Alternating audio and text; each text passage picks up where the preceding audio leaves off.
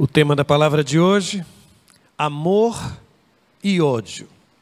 Ou como alguém um dia sugeriu, numa espécie de neologismo, amor-ódio. Uma palavra só, amor-ódio. É interessante porque às vezes nós pensamos que amor e ódio sejam coisas tão distantes, mas na verdade não são tão distantes assim. A linha que separa esses dois sentimentos é mais tênue, muito menor do que imaginamos. Ao longo do Sermão do Monte, Jesus nos coloca alguns desafios. É muito complicado, por exemplo, quando eu escuto Jesus pregando no Sermão do Monte, dizendo, não andeis ansiosos. Isso é fácil, desafiador, não? Não andeis ansiosos pelo dia de amanhã. Não lhe parece também desafiador ele olhar para mim e para você e dizer que bem-aventurados são aqueles que estão sendo perseguidos por causa da justiça? Não lhe parece também desafiador crer que existe felicidade naquele que chora, na perspectiva do consolo que vem da parte de Deus? Mas de todas as palavras naquele sermão, provavelmente aquela que mais nos desafia, está registrada nos versos 43 e 44, do capítulo 5. E mais uma vez, você que está em casa, eu não vou hoje ter slides, mas a gente tem sim uma cópia do estudo. Não sei, pode ser feito da mesma forma? Então já sabe, você que deseja receber uma cópia do estudo em sua casa, você vai mandar uma boa noite para o 82999330575. 82999330575 e vai poder acompanhar conosco. Mas na próxima quarta-feira venha para cá, viu? Porque é mais interessante, muito mais interessante. Deixe-me ler os dois versos. Verso 43 diz assim: ouvistes o que foi dito, amarás o teu próximo e odiarás o teu inimigo? Eu, porém, vos digo, amai a vossos inimigos, bendizei os que vos maldizem, fazei bem aos que vos odeiam, orai pelos que vos maltratam e vos perseguem, para que sejais filhos do vosso Pai que está nos céus. Entenderam por que disse que isto para mim parece ser mais desafiador do que todas as outras coisas que mencionei há pouco? É interessante porque a forma como Jesus aborda essa questão não é diferente, por exemplo, da questão do olho por olho, dente por dente. A expressão é a mesma. Ouvistes o que foi dito. Só que há aqui um detalhe. Ao contrário da expressão da lei do talião, olho por olho, dente por dente, quando Jesus diz assim, amarás o teu próximo e odiarás o teu inimigo, deixe-me lhe dizer, não existe nenhum trecho no Antigo Testamento que apresente o ódio na forma de mandamento. Não há. Você pode ler quantas vezes quiser o texto do Antigo Testamento. E essa expressão que aqui aparece, e odiarás o teu inimigo, você não vai encontrar. A grande pergunta é, então, a que Jesus está se referindo? Jesus não está se referindo aos mandamentos da lei. Jesus está se referindo à interpretação da lei, feita pelos mestres, feita pelos fariseus. Jesus, na verdade, está denunciando que a teologia, que a hermenêutica, que a pregação feita por aquela gente estava completamente distorcida. Em nenhum momento, volto a repetir, não há no Antigo Testamento qualquer mandamento mandando, ordenando a mim e a você o ódio para com o semelhante. E aqui eu mostro, por exemplo, dois versos interessantes, dois trechos. O primeiro de Levíticos, capítulo 19, verso 18. O que é que está escrito? Vejam só. Não te vingarás, nem guardarás ira contra os filhos do teu povo, mas amarás o teu próximo como a ti mesmo. Eu sou o Senhor. O segundo texto, Êxodo 23, versos 4 e 5. Se você encontrar perdido o boi ou o jumento que pertence ao seu inimigo, leve-o de volta a ele. Se você vir o jumento de alguém que o odeia, caído sob o peso de sua carga, aí o texto ainda diz, não o abandone, procure ajudá-lo. Então já sabe, se você encontrar o jumento do seu inimigo, você pode ajudar o jumento do seu inimigo. Se você encontrar o boi do seu inimigo perdido, também você pode fazer o mesmo. Não há no texto sagrado nenhum incentivo à vingança. Você encontrou o jumento do seu inimigo, é tão bom fazer a frase assim, né, gente? O jumento do seu inimigo, não descarregue no pobre do animal a sua raiva, a sua irritação, ou muito menos a sua vingança. Só que no primeiro verso que eu li, o verso 18 do capítulo 19 do livro de Levíticos, eu fiz destaque em uma porção do verso. Qual foi?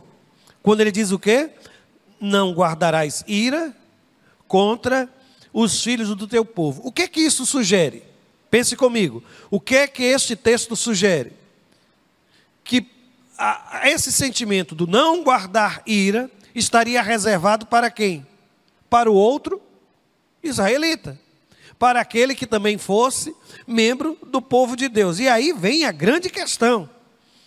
Questão colocada inclusive pelo mestre da lei, quando discutiu com Jesus a dimensão do amor. E ele fez aquela pergunta, célebre pergunta, então quem é o meu próximo? E lá no texto do Novo Testamento, está escrito que ele fez isso tentando de alguma forma esquivar-se da responsabilidade ou da possibilidade de amar aquele que não fosse um dos seus, não fosse um outro judeu.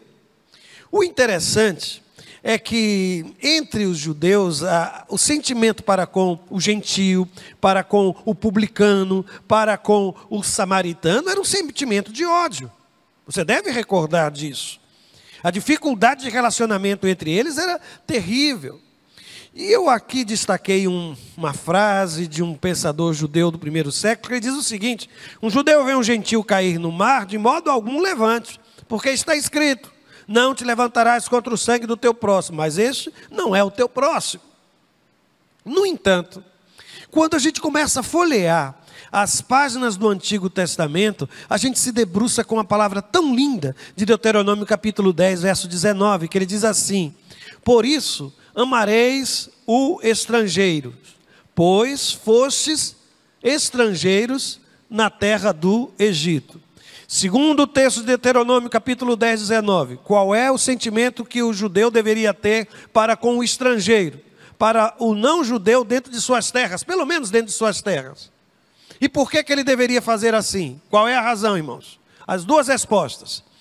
Notem que o que a Bíblia está dizendo é que se você um dia passou por uma situação difícil, se você conheceu, por exemplo, a dor, ou melhor, a insegurança, a solidão de viver numa terra estrangeira, você que passou por aquilo, permita que aquela experiência torne você mais humano, mais compreensivo. Eu às vezes observo homens e mulheres de Deus passando por provações difíceis, situações difíceis, irmãos. E eu fico sonhando, colocando diante de Deus, Senhor, usa esta enfermidade, usa este problema para lapidar o coração daquela criatura. Já fez essa oração? Usa, meu Pai, essa situação para quebrantar o coração do meu filho, da minha filha, do meu marido, da minha esposa. E lá estamos em oração. Mas é impressionante, porque algumas pessoas passam por uma situação assim e não mudam o seu comportamento. O que Deus diz é, se você já passou por aquilo, você um dia não foi estrangeiro, então ame o estrangeiro, porque você sabe o quão doloroso é isto, o quão difícil foi aquele momento. Então aqui está Deus nos convidando para amar inclusive o estrangeiro, como que nos colocando na posição, na situação dele. Só que não era assim que os fariseus entendiam, e eles então ensinavam. Para o outro judeu, amor. Para o não judeu, ódio. Está liberado. Se encontrar o jumento do teu irmão, já sabe o que fazer, não ajude. Se encontrar o boi do teu irmão, faça a mesma coisa. aproveite as oportunidades para destilar o veneno, prejudicar quem lhe prejudicou, para maltratar quem lhe maltratou, para se vingar de quem lhe feriu. Esta era a pregação, este era o ensino, e é exatamente contra isso que Jesus aqui se levanta, dizendo claramente: olha, se vocês ouviram isso, amarás o teu próximo e odiarás o teu inimigo, e notem que não é amarás o teu amigo e odiarás o teu inimigo. Existem inclusive alguns manuscritos que trazem essa palavra amigo no lugar do próximo, mas significativamente é esta ideia que está por trás desta afirmação. Portanto, volto a dizer, o grande problema é identificar quem era o meu próximo. Mas aqui eu volto a falar sobre essa questão do amor e ódio. Porque aqui eu uso uma expressão que é muito comum entre aqueles que estudam comportamento humano, que é a ideia da ambivalência emocional. Sabe o que quer dizer isso? Eu coloquei numa frase: te amo, mas não te aguento.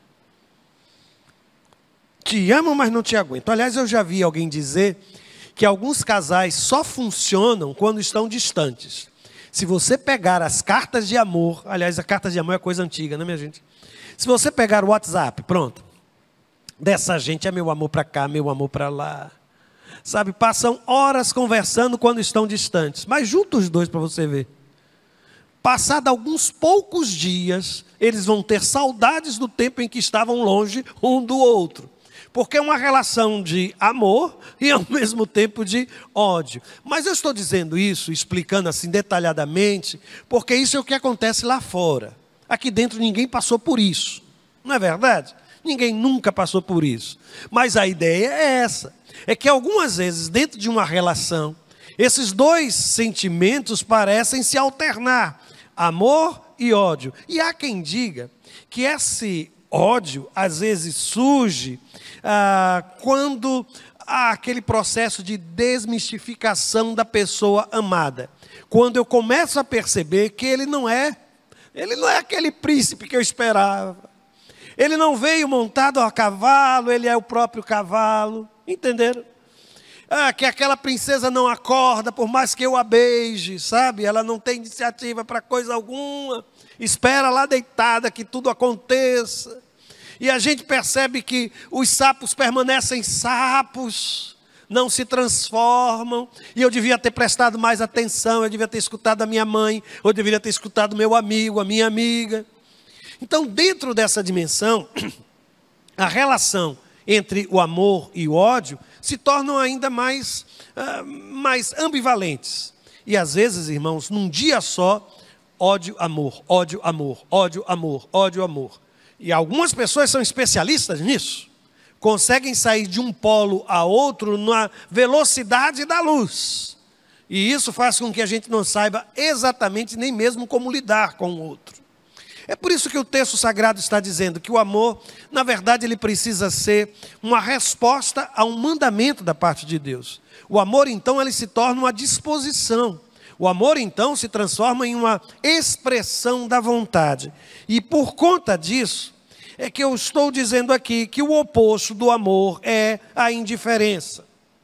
Se você odeia, é porque ainda se importa.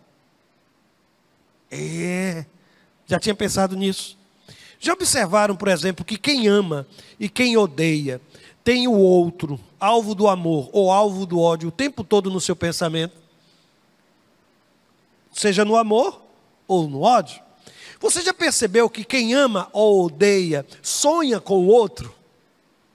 Seja matando ou beijando, né, irmão? De um jeito ou de outro sonha com aquela criatura. Observe que quem ama e quem odeia reage à presença do outro. Eu reajo à presença de quem eu amo, sabe aquela coisa das borboletas? Pois bem, mas com o ódio funciona do mesmo jeito. A irritação também mexe com você. Você não consegue se controlar no mesmo espaço em que o outro se encontra. É por isso que amor-ódio, ou o amor e o ódio, são mais próximos do que imaginamos. O contrário seria indiferença. Porque quando existe a indiferença, você nem pensa, nem quer saber como está, não se preocupa se está bem ou se está ruim, porque no ódio, se ele está bem, você fica ruim. E se ele está mal, você é que vai se sentir bem. Mas na indiferença, não. É como se fosse uma pedra, uma porta. Não sinto nada. Sabe aquela coisa de borboleta, ou de raiva, ou ranger de dentes? Nada mais lhe afeta. Por esta razão, eu quero chamar a sua atenção aqui para algo que Jesus nos convida no verso 44. Aliás, deixa eu, até antes de dizer isso, né? Deixa eu colocar aqui aquilo. Deixa eu seguir o papelzinho, né, irmãos?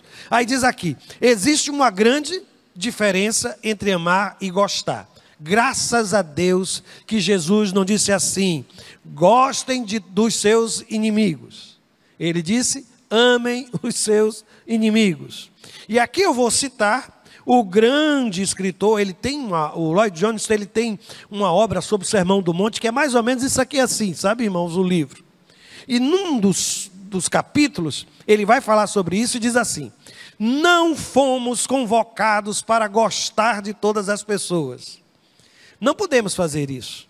O que Deus nos ordena é que amemos a uma pessoa e a tratemos como se gostássemos dela.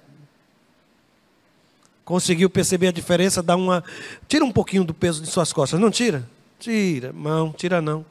Porque quando você pensa no amor como substituto do gostar de, e você percebe que o Novo Testamento lhe desafia a amar o próximo, não é como você ama você mesmo, mas como Cristo lhe amou, se torna ainda mais desafiador. Desafiador.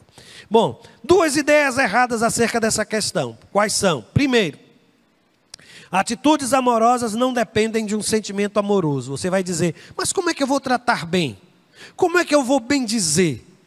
Como é que eu vou orar por esta criatura se eu não sinto isso? No texto sagrado, não existe nenhuma associação das atitudes amorosas com o seu sentimento. As atitudes amorosas, aqui no texto, elas devem nascer numa disposição de submissão, de obediência a Deus. É um imperativo. E como tantos outros, eu só tenho que obedecer. E eu ainda sou daqueles que acreditam que atitudes amorosas podem gerar sentimentos amorosos. É algo louco, irmãos, mas à medida que nós nos dispomos a agir de forma amorosa, muita coisa muda dentro de nós mesmos. E como consequência também na vida do outro. O segundo erro que cometemos é imaginar que amar o inimigo signifique também amar as suas atitudes. Isso não é verdade. E aqui eu estou citando um texto, 2 versos do livro de Provérbios, que diz assim: melhor é a repreensão feita abertamente do que o amor oculto. Quem fere por amor mostra lealdade, mas o inimigo multiplica beijos. Eu preciso ter muito cuidado quando leio esse verso aqui, viu, irmãos?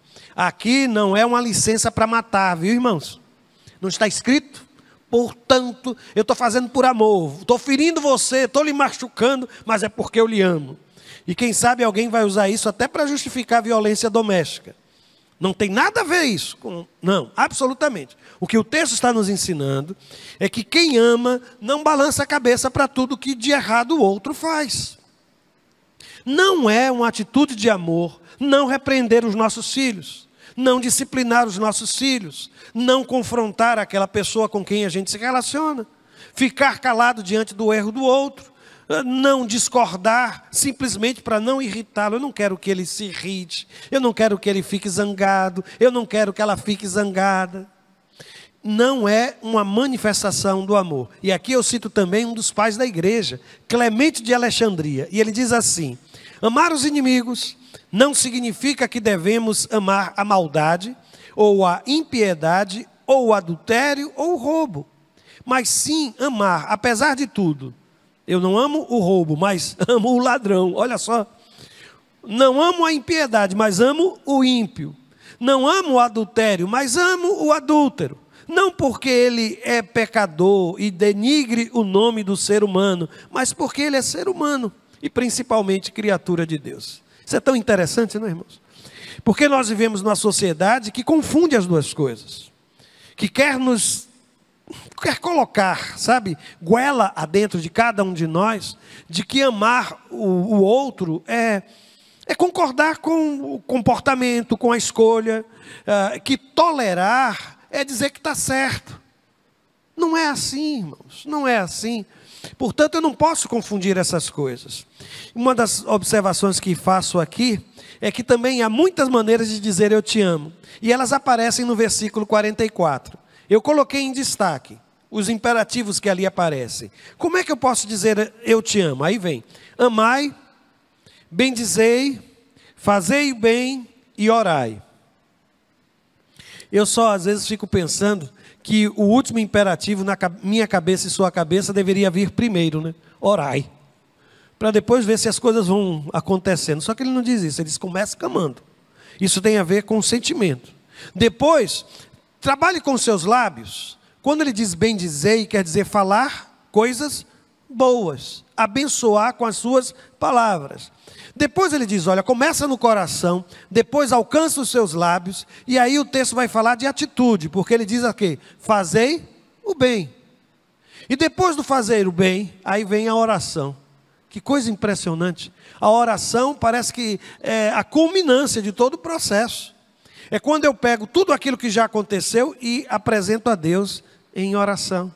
A vida daquela pessoa, a saúde daquela pessoa, a família daquela pessoa. Impressionante como isso mexe com a gente.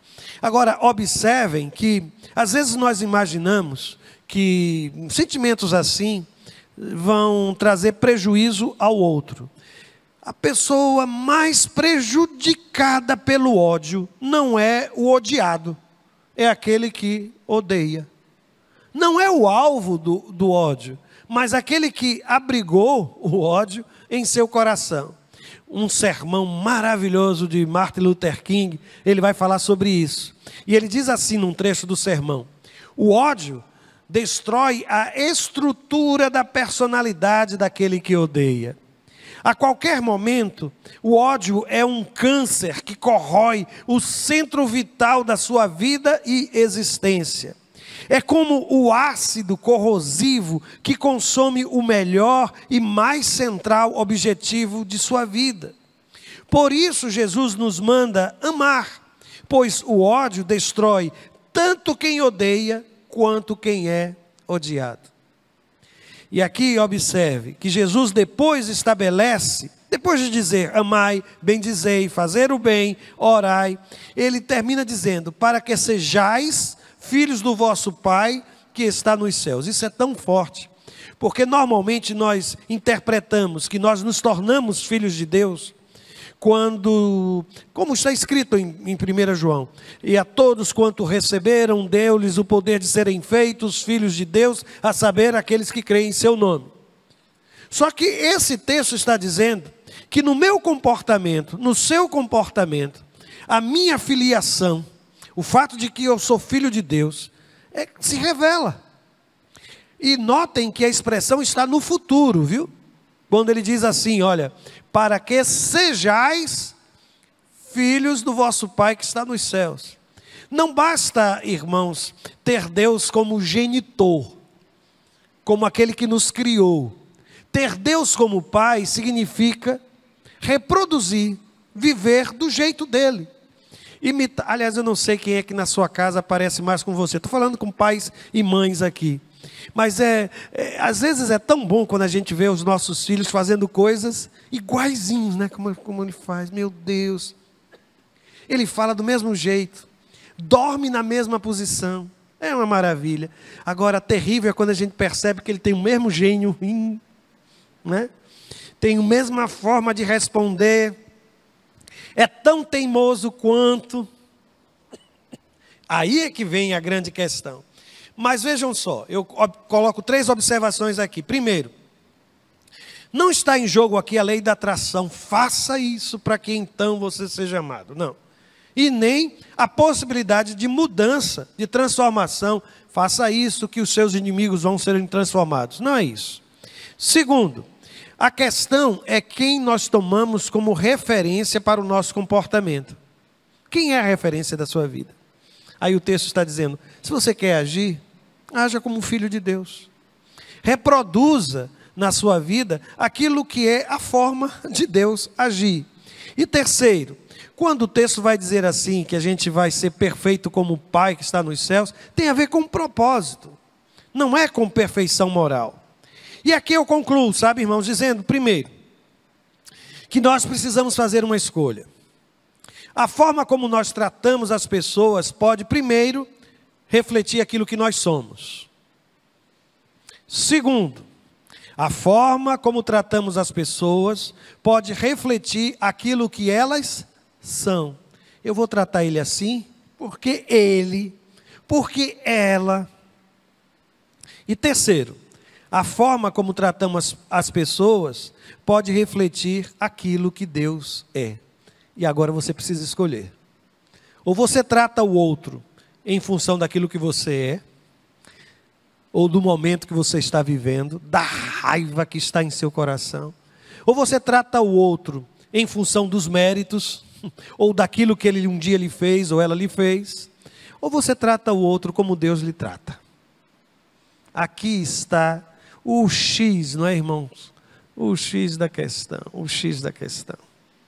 Mas aqui eu quero sugerir, por fim, que você se recorde da promessa que Deus deu a Abraão. Eu acho isso tão interessante. É como se Deus tivesse dito: Abraão, na sua caminhada você vai entender uma coisa. Eu vou abençoar quem te abençoar e vou amaldiçoar quem te amaldiçoar. No final das contas, irmãos, o que está acontecendo? É Deus quem está amaldiçoando? É Deus quem está abençoando? Ou é o outro quem está determinando o que vai cair sobre a sua própria vida? É tão interessante isso, né? Porque ele está dizendo que quando alguém amaldiçoa ou abençoa um homem de Deus, é como se fosse um espelho. Aquilo de alguma forma vai se tornar ou bênção ou maldição na sua própria vida. Cuidado com aquilo que você semeia, porque você será o primeiro, a primeira a colher os frutos desta semente. Há muito rancor, há muito ódio, muita inimizade, muita dificuldade de relacionamento. A minha sugestão: ame o seu próximo, bendiga, diga coisas boas, atitudes, fazer o bem, vai fazer uma diferença tão grande. E finalmente, ore por tudo isso. Alguém já disse que ou o seu ódio vai destruir a sua vida de oração, ou a sua vida de oração vai destruir esse sentimento da sua alma.